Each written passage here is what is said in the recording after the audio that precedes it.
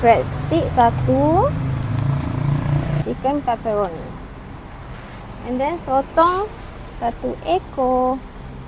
Oh, 1 ekor sotong. Ya, 1 ekor sotong. Sotong fresh bukan yang frozen punya. Location kita dekat Sepakat Indah 2. Kalau nak datang kat Sepakat Indah ni, masuk je Sempang tu akan dapat kedai kita lah.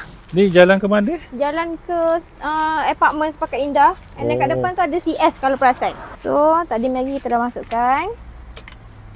Bagi dia lembut sekejap. Bawang holland. Bawang holland. Oh. Okay. Sedikit carrot. Jangan lupa garlic. Oh, garlic ya. Garlic memang kena Bawang ada. putih. Putih. Ni nak perlu masak dulu ke memang gitu? Tak perlu. Tak Kita perlu dah? pakai air rebusan ni je. Oh, faham. Kita ada satu lagi bahan dia. Rasa dia bukan manis saja, ni lemak sekali. Kicap sotong sikit. Dan pelencah dia tadilah.